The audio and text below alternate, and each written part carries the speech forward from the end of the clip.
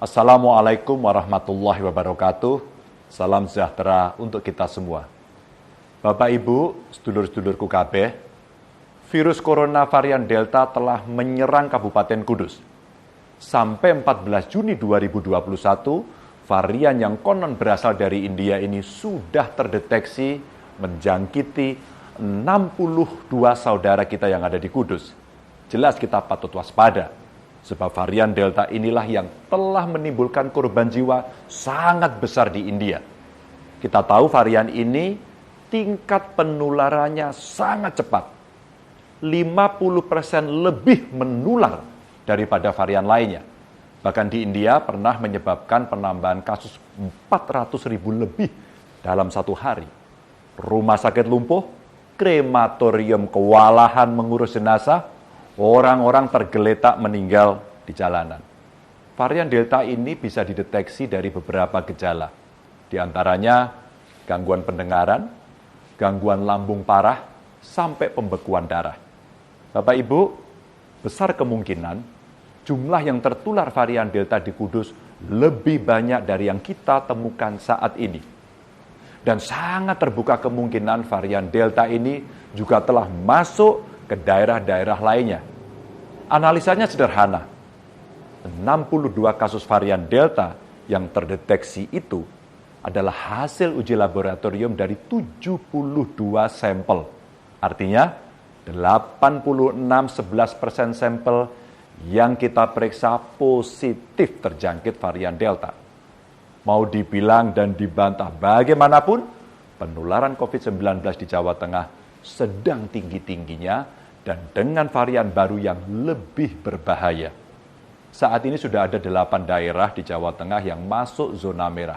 Kudus, Demak, Jeporo, Pati, Grobogan, Kabupaten Tegal, Brebes, dan Wonogiri. Pada 14 Juni 2021 kemarin, penambahan kasus COVID di Jawa Tengah mencapai 1.372 kasus satu hari. Dan total dalam satu minggu bertambah 3.331 orang. Tapi yang paling membuat saya grantes adalah jumlah warga yang meninggal mencapai 756 orang. Innalillahi wa inna ilaihi raji'un. Lalu bagaimana caranya untuk melawan virus varian Delta ini? Sebenarnya tidak sulit Bapak Ibu. Hanya perlu kesadaran panjenengan untuk selalu mematuhi protokol kesehatan. Sekali lagi, patuhi protokol kesehatan. Pakai terus maskermu. Jangan keluar rumah jika tidak penting. Jangan berkerumun. Kalau ada kerumunan, ingatkan mereka agar bubar. Dan sering-seringlah untuk mencuci tangan. Saya mohon kepada panjenengan tidak lengah. Karena virus varian Delta ini selalu mengintip ketika kita sedang lengah. Mungkin Bapak Ibu kemana-mana selalu memakai masker. Tapi kemudian membuka masker saat selfie, itulah celahnya. Sudah banyak contohnya. Kemarin, 13 guru di Sragen positif COVID hanya gara-gara tidak pakai masker saat selfie. Sikap menyepelekan itulah yang membuat kasus di Jawa Tengah terus-terusan naik. Saya meminta kepada seluruh warga Jawa Tengah mulai detik ini juga patuh dan taat pada protokol kesehatan. Kesadaran ini penting Bapak Ibu. Bukan hanya sadar untuk diri sendiri, tapi juga kesadaran untuk saling mengingatkan satu sama lain.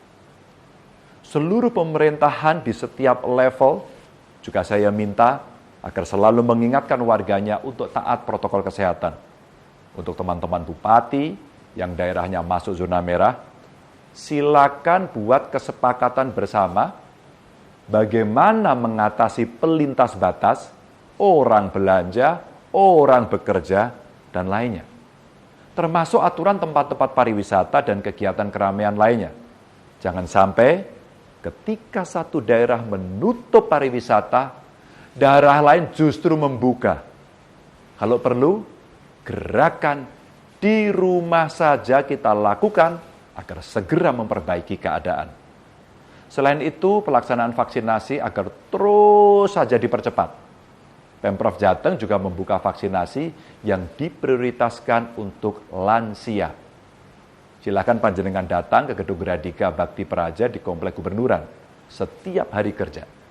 Tidak perlu berebut, karena vaksinasi ini masih kita buka sampai akhir tahun ini. Syaratnya tidak rumit, cukup bawa KTP. Untuk vaksinasi di kabupaten kota juga akan kita percepat.